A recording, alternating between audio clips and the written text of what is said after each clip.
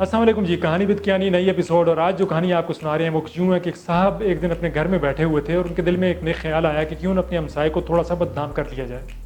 उन्होंने अपने हमसाए के बारे में ये अफवाह फैलाना शुरू कर दी कि वो एक चोर है, उसने फ़लाँ के घर से घड़ी चोरी की है, फ़लाँ के घर से मोबाइल चोरी की है, और इस तरह के मुख्तलिफ इल्ज़ाम लगाना शुरू कर दिए।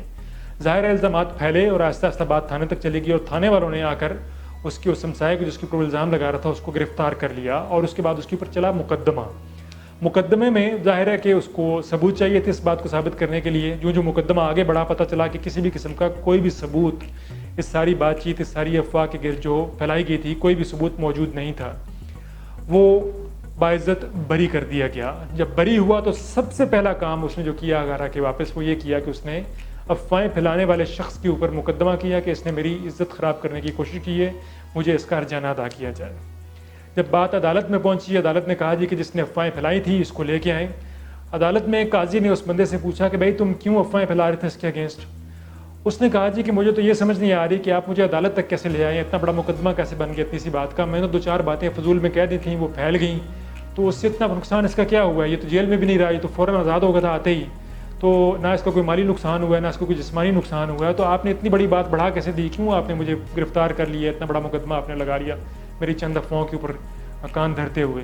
तो अदालत के काजी ने कहा कि इसके बारे में मैं तुम्हें कल बताऊंगा और कल ही तुम्हारे इस केस का फैसला भी सुनाऊंगा।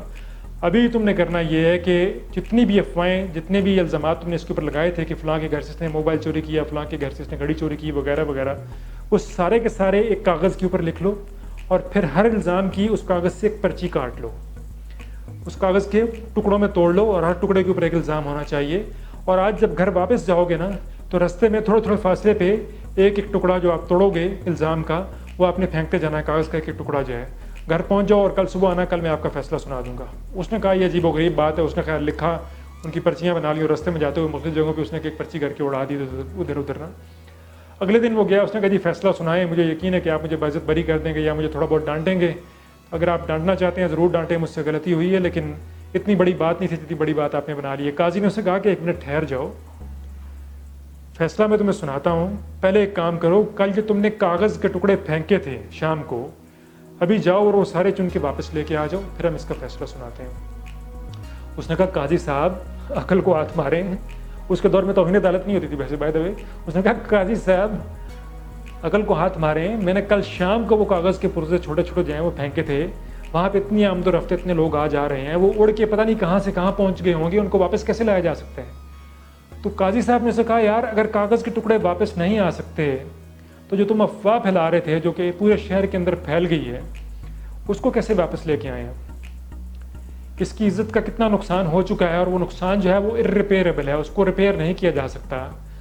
वो कैसे वापस आएगा? कोई आइडिया दो हमें। वहाँ जाकर उस फर्द को आइडिया हुआ कि मैंने गलती की है और मैंने इस शख्स के बारे में जो अफवाहें फैलाई थी वो कागज़ के टुकड़ों की तरह बहुत ज़्यादा फैल गई हैं, और अब इसकी इज़्ज़त जो है, जो उसको अगर हम वापस लाने की भी कोशिश करें तो उस तरीके से वापस नहीं आ सकती जैसे कि पहले थी।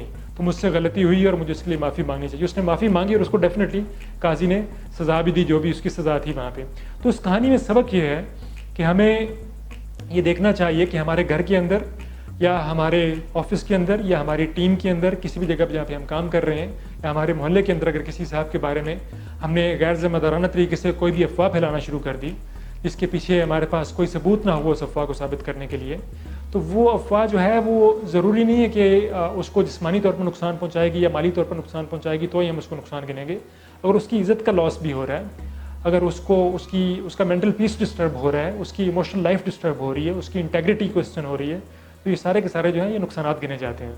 तो हमें थोड़ा सा देखना चाहिए कि हम सब कहीं ऐसा कुछ कर तो नहीं रहे जहाँ पे हम किसी के लिए इस तरह की इनटेंजिबल लॉसेस जो हैं वो क्रिएट करने की कोशिश कर रहे हैं, सिर्फ इसलिए कि हमें लगता है कि सिर्फ टेंजिबल लॉसेस जो हैं वो लॉसेस होते हैं। हमें इसको देखना चाहिए, अपने आप को भी और आसपास भी देखना चाहिए कि कोई दोस्त ऐसा तो नहीं कर रहा। अगर कोई दोस्त ऐसा कर रहा है तो उस दोस्त को आपकी मदद की ज़रूरत है।